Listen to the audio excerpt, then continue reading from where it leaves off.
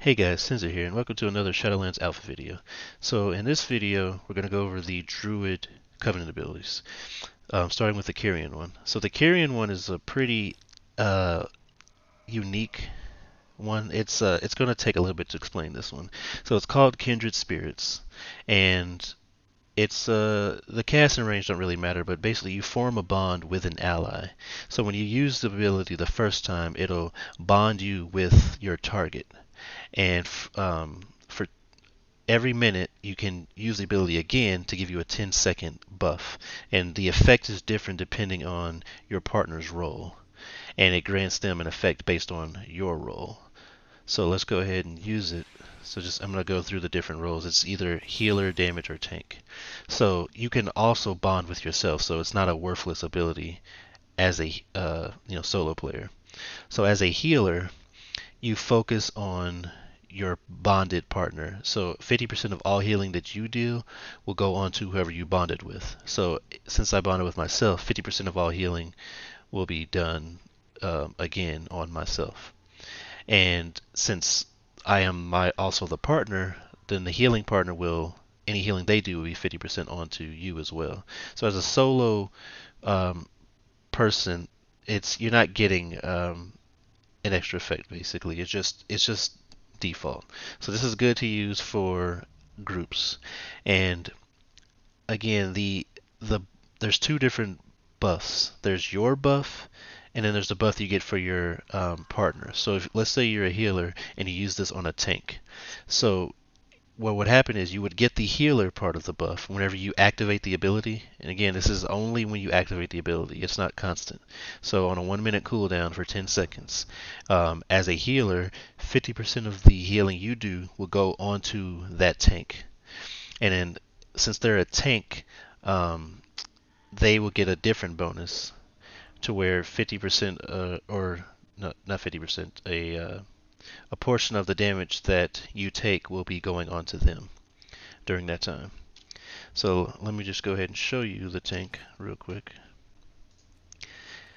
And that can also be good for, it's definitely going to be better for obviously group content and raids, because you can use it on a tank, but you can also use it on another healer. So as a tank, if you're a tank when you use it, then 40% of the damage that your partner takes will be directed onto you unless you fall below 20%. And then if you use it on another tank, then the same thing happens. They protect you. So 40% of the damage you take will go onto them instead, unless they fall below 20%. Again, as a tank in a raid, this is very good because it basically gives you a cooldown that you can use not only for yourself but for your fellow tank. On a 1-minute cooldown, if you're tanking, you can use it, and some of the damage that you take will go onto your, tank partner. And likewise, if you're off tanking, you can use it when you know they're going to take damage. So then some of the damage that they take will go onto you.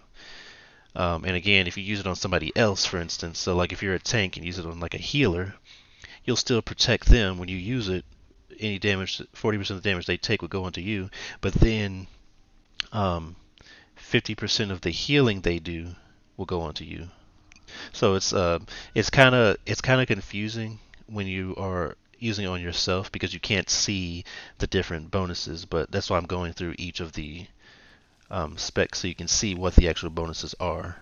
And so there's different combinations. So like a tank can put it on a damager. A damager can put it on a healer. Any combination of those is possible. So as a damage dealer, you would you will grant them one primary stat for for every 50 damage you deal. So for all the damage you're dealing, you're powering up your partner. And likewise, if you're putting it on another damage dealer, then any damage they deal will grant you, well, every 50 damage that they deal will grant you 1 agility.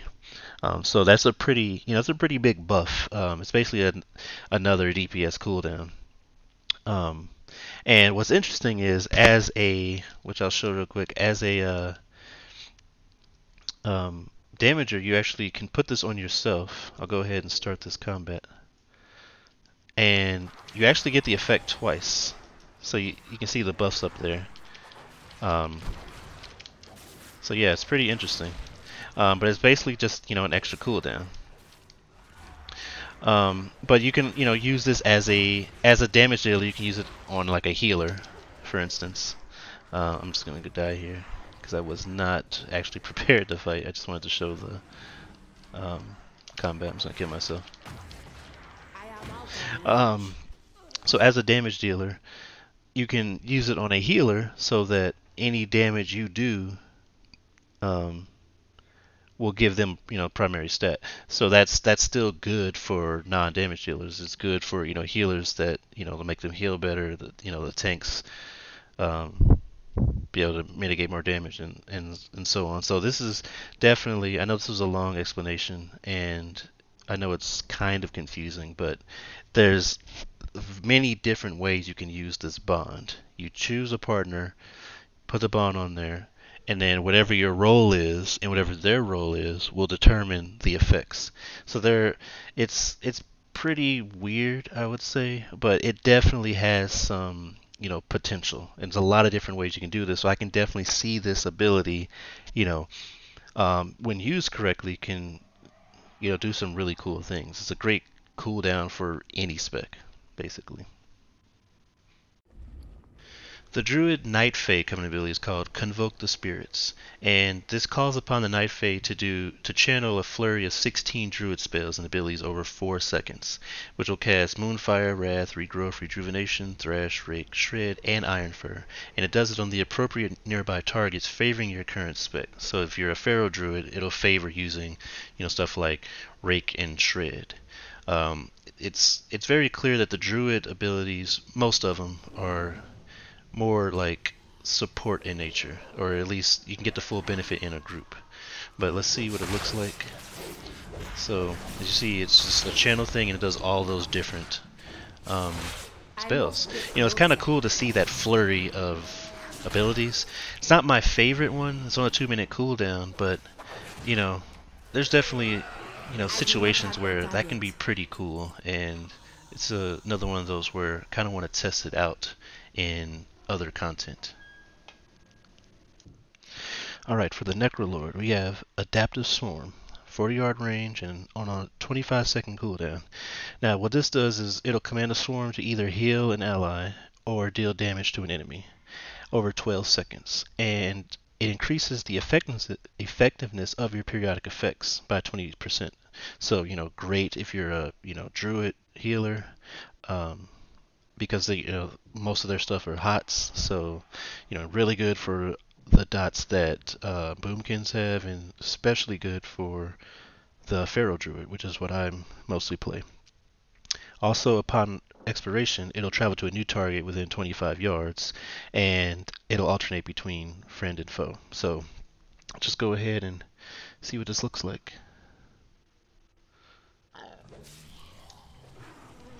So yeah, little swarm there.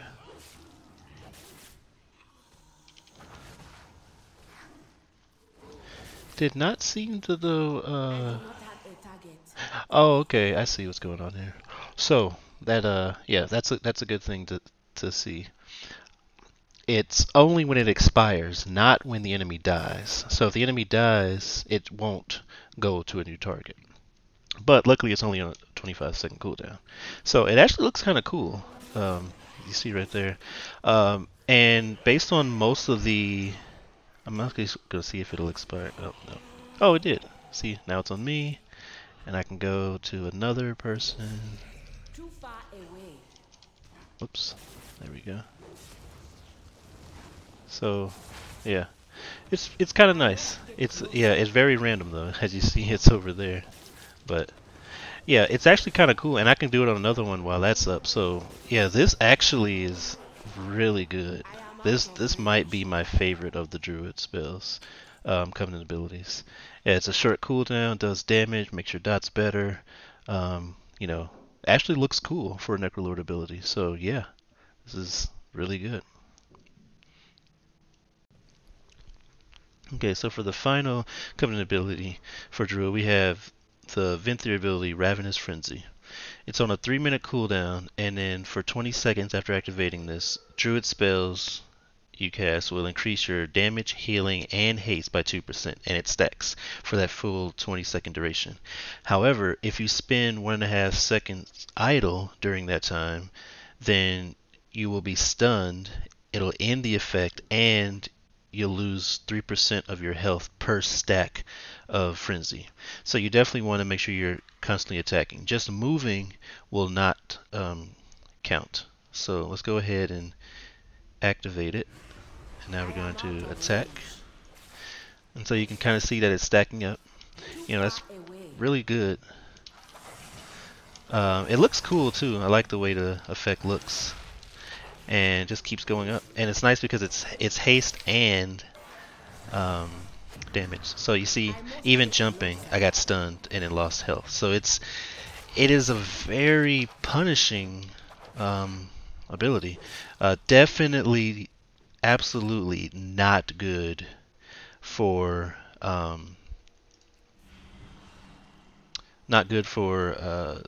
world, open world content, because there's going to be frequent times when you just go through go through a group and then now it's over. You don't have 1.5 seconds to get to the next group. So, and it's only on a 3-minute cooldown. But in organized content, instance content, this can be pretty strong because it stacks up. Like, that's really, really high, and it's one of those abilities that I feel like would scale pretty nice towards the end of the expansion, or just as the expansion goes on, because it's a percentage damage, healing, and haste. At the very least for DPS and healers, that's a really nice bonus. Even if haste isn't the best stat, having that much haste on top of your damage and healing, it'll be really good. So I definitely feel like this can be one of the really good spells, covenant abilities for Druid. But that drawback is pretty hard because moving and jumping doesn't count. And at least as a cat, it's a little bit harder to keep that going because the heals are not instant unless you get that proc. So if there's no enemies around, it's easy to get stunned, and that's a lot of health loss. However, if you're in a boss fight, most of the time, you should be fine for that full 20 seconds to not get stunned. But it does have a bit of a drawback. I feel like maybe the idle thing should either be longer, or it should count like moving and jumping, because it literally says idle. But at the end of that fight, like the fight had just ended, and I had moved and like jumped, and still got stunned. So I don't know. I do think it's a really cool ability. I do like it. Feel like it could be really good later on, but the drawback is kind of punishing. So now that we've seen all of the abilities, I would say that my favorite for at least playing as a Feral Druid is the Necrolord one. I really like that swarm, and it's really cool that it increases the periodic effects, so like your bleeds, dots, whatever. Again, Ravenous Frenzy is pretty cool, as long as you can manage that. And the symbiotic one where you bond with a partner is a pretty cool effect as well. But I definitely want to see how those are in like an actual real world scenario, in a dungeon scenario, in raids, in game stuff, and with all the soul binds added. But that's all for this video. If you liked it, please give a like, subscribe. I'd like to know what you think about these Druid Covenant abilities. Are they good? Do you like them, especially compared to some of the other classes? And as always, thanks for watching.